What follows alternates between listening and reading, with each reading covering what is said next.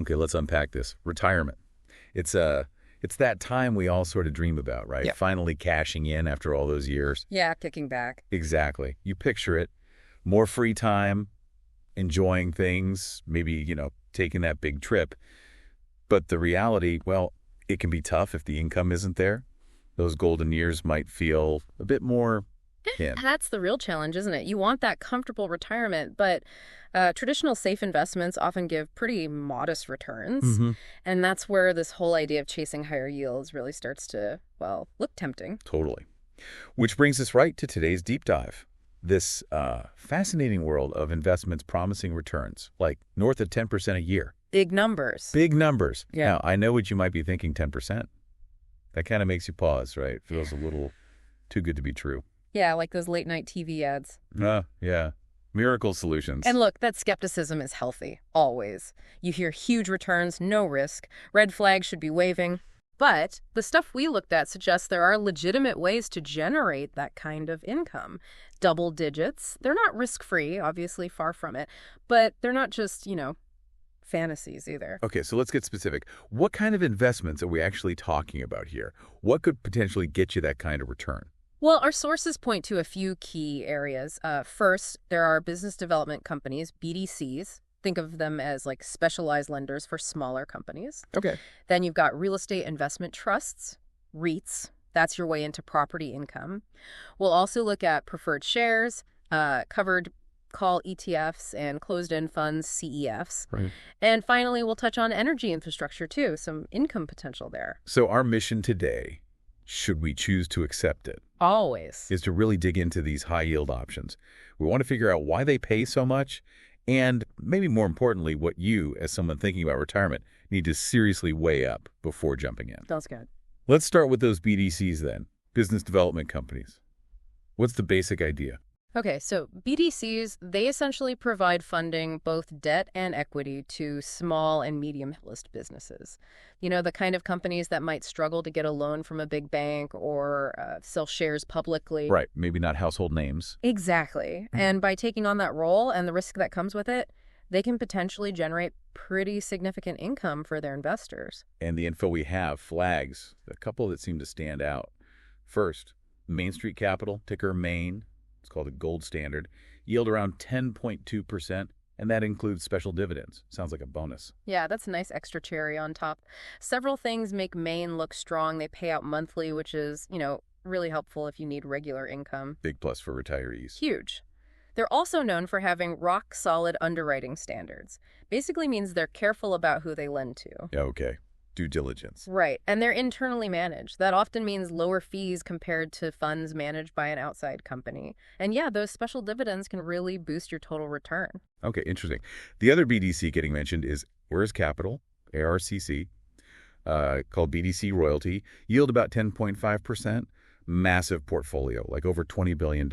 What's their deal? Yeah, AIRS is a big player. They mostly focus on lending to what they call middle market firms. So maybe a bit larger, more established companies than some other BDCs deal with. Okay. They've built this reputation for being conservative and boring, which when you want reliable income is actually a huge compliment. Huh. Yeah, boring is good sometimes. Definitely. They've got a long history of paying dividends consistently, and they're backed by AIRS Management, which is a major global investment firm. Adds a layer of, stability and expertise. All right, so BDCs offer one path. Higher yield, but tied to smaller, mid-sized businesses, so there's risk there. Mm-hmm. Let's switch to another category, closed-end funds, CEFs. How are these different? Okay, so unlike ETFs or mutual funds, which can create or redeem shares as money flows in or out, CEFs have a fixed number of shares. These shares trade on an exchange, just like a stock. And because the supply is fixed, their price can actually drift away from the value of the stuff they hold, the net asset value, or NAV. So you could buy for more or less than the underlying assets are worth. Exactly. They can trade at a premium or a discount, and they often use different strategies, sometimes leverage, to try and generate those higher yields. And the notes really zoom in on one CEF with a massive yield, Oxford Lane Capital, OXLC, yield around 19%. Wow. Yeah, 19%. It definitely grabs your attention. But it comes with a big high-risk, high-reward warning because it focuses on CLOs.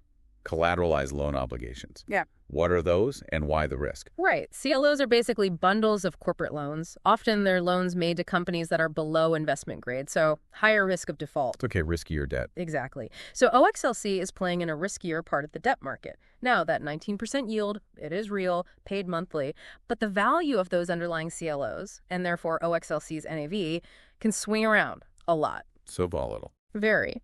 The advice we saw was to treat it like a small spice for your portfolio, maybe 2-3% max. The income's tempting, but the potential for price drops is significant too. Got it. Small slice, maybe. The other CEF mentioned is the PMCO Dynamic Income Fund, PDI. Still a very nice yield, around 13%. Yeah. This one's more focused on bonds, high-yield bonds, mortgage-backed securities. What's the story here? Well, PMCO is, a huge name in bonds, often called bond wizards. Right, big reputation. Yeah, and PDI is actively managed by their team, so they're constantly buying and selling bonds, trying to maximize returns.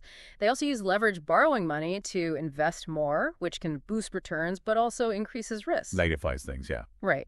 So the fund's NAV can definitely bounce around, but PDI has historically kept up those high payouts, those distributions.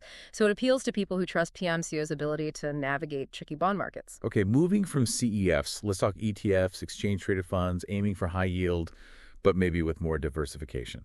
First one is the Global X Super Dividend ETF, SDIV, yield about 11%. What's its approach? So SDIV aims to hold around 100 stocks from all over the world that pay high dividends. Simple as that, really. Global diversification. Yeah, global reach. It rebalances quarterly to keep that focus on high yielders. The plus sides are that diversification, monthly income payments, and you might get some exposure to value stocks. But there's always a but, isn't there? Well, yeah. The performance has been described as kind of not terrible, not amazing, and the NAV, the underlying value, can sort of drift downwards over time. So it delivers income, but maybe don't expect huge capital gains on top of that. Okay, income focused primarily. The other ETF is the Global X Nasdaq Q100 Covered Call ETF, QYLD.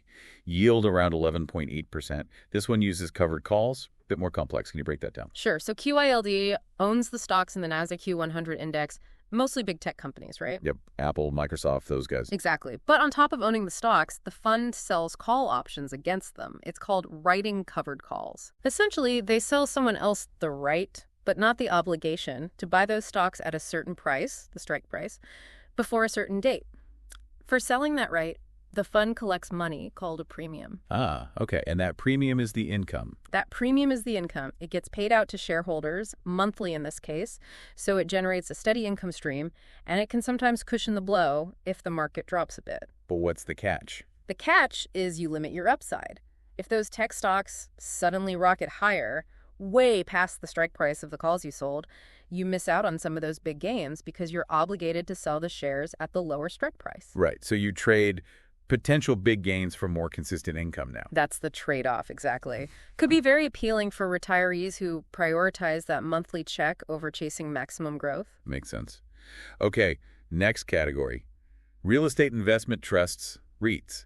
A way to get real estate income without being a landlord. First one is Ready Capital Core, RCC. It's a mortgage REIT, yield about 13.5%, focuses on commercial real estate. Now, CRE, and it feels a bit dicey right now. Yeah, you're right to raise that. Commercial real estate, especially offices, has had its challenges, vacancy rates, interest rates. But Ready Capital, RC, has apparently shifted its focus more towards small balance bridge lending. These are often shorter-term loans, maybe a bit riskier, but potentially higher interest rates. Adapting. Seems like it. The info points to its monthly dividend, an experienced management team, and the fact that the stock's been trading below its book value. So it's positioned as calculated risk. You acknowledge the CRE headwinds, but see potential in RC's specific niche and valuation. Calculated risk, okay? The other mortgage REIT is Annaly Capital Management, NNY. Described as a juggernaut, yield around 13.2%, long history of big payouts. What's their strategy? Annaly's main game is borrowing short-term money at lower rates and using it to buy longer-term agency mortgage-backed securities, or MBS. The agency MBS. Those are the safer ones. Backed by Fannie Mae, Freddie Mac. Exactly. Lower default risk because of that government backing. They make money on the spread, the difference between their borrowing cost and the interest they earn on the MBS. Okay. The sources suggest they might benefit if the Fed eventually cuts rates or if inflation keeps cooling down. That could widen their profit margin. Their dividend isn't fixed. It can fluctuate with market conditions, but historically, they've been a pretty consistent cash flow machine for investors. Right. Interesting. Let's pivot again. Energy infrastructure, specifically master limited partnerships, MLPs, enterprise products partners, EPD, is highlighted. Yields around 7.5%, but the talk is about 10% plus total return potential. How does that work? Okay, so EPD is huge in what's called the midstream energy sector. They don't drill for oil or gas, they transport it. Pipelines, storage facilities, processing plants, think of them as the toll roads for energy. Essential infrastructure. Very essential. And because of that, their business tends to throw off pretty steady, predictable cash flow, mostly based on volumes moved, not the price of oil itself. That supports their distributions, their dividends. And the total return angle. Right, so you get that solid 7.5% yield now. But EPD has a fantastic track record over 25 years of increasing its distribution every single year. Plus, there's potential for the actual share price to go up over time. Add the current yield, the distribution growth, and potential price appreciation, and that's how you get to that potential 10% plus total return figure. Plus tax advantages. Yeah, their distributions often have tax benefits treated partially as return of capital, but the flip side is you get a K-1 tax form instead of a simple 1099, which can make tax time a bit more complicated for some people. Something to be aware of. Okay, finally, infrastructure again, but as a regular corporation. Brookfield Infrastructure Corp., BIPC. Yields lower, around 5%, but again, the focus is growth leading to 10% plus total return.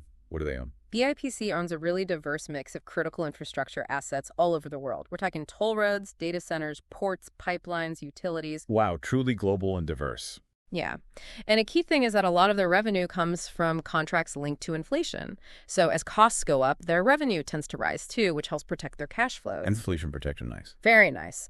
Plus, they have the backing of their parent company, Brookfield Asset Management, which is a giant in infrastructure investing. So the idea here is, yes, the starting yield is lower than, say, NLY or OXLC, but you're aiming for consistent, steady growth in that dividend, plus growth in the value of the assets themselves over the long haul. That combination targets that 10% plus total return. Okay, wow, we've covered a lot of ground. BDCs, CEFs, ETFs, REITs, MLPs, infrastructure core. Lots of ways to potentially hit that high yield mark. But just picking the one with the biggest number isn't the way to go, is it? How should you actually build a portfolio with these? No, absolutely not. You definitely don't want to just YOLO into the highest yielder you find. Right. Diversification is key. It's absolutely essential. The example portfolio we saw really drives this home. It wasn't just one pick. It was a mix. It had Maine, RCC, PDI, QYLD, EPD, RC, SDIV, BIPC, even small bits of OXLC and NLY. Spreading the risk. Exactly. Each one had a different target weight, a different role, and together they blended to hit that target yield around 10.14% in the example, while spreading the risk across different types of assets and strategies. Okay, diversification is crucial. Makes sense.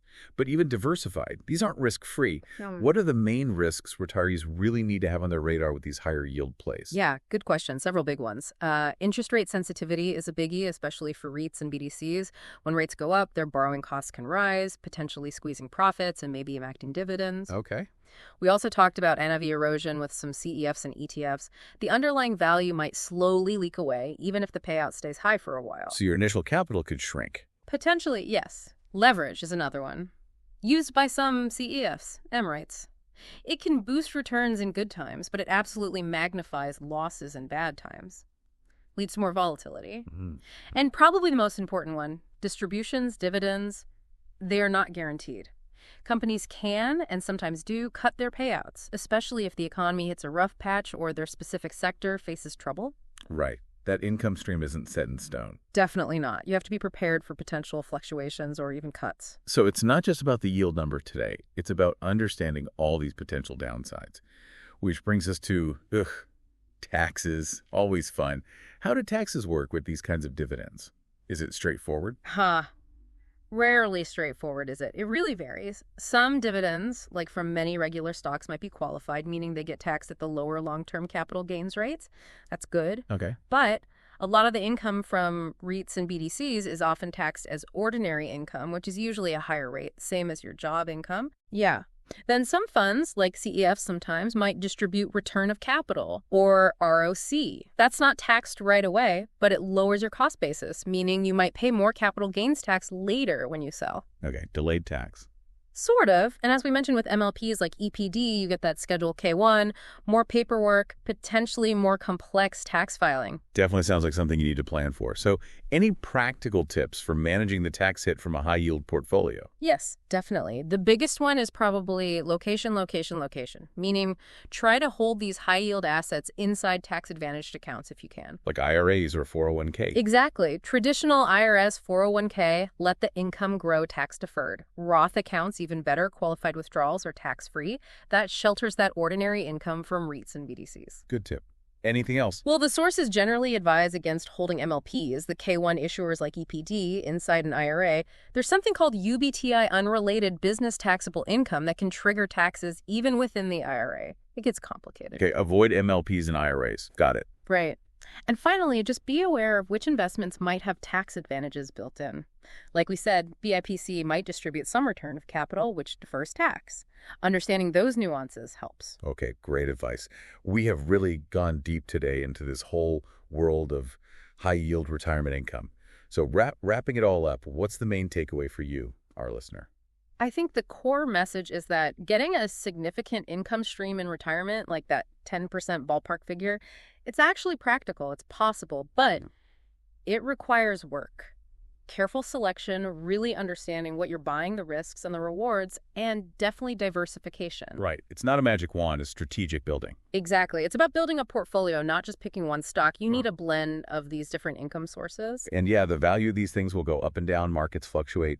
But for many people heading into or in retirement, that steady income becomes the main focus, maybe even more than chasing maximum growth. Precisely. The goal shifts, doesn't it? You want that portfolio to consistently churn out enough cash to let you live the life you want, to provide that security for the long haul. So here's a final thought for you to chew on. Think about how putting together the right kind of high-yield portfolio, one that fits your own situation, your tolerance for risk, your tax picture, how could that change things for you? Could it shift retirement from just getting by to actually thriving and really enjoying all that hard work? Definitely something worth looking into more deeply.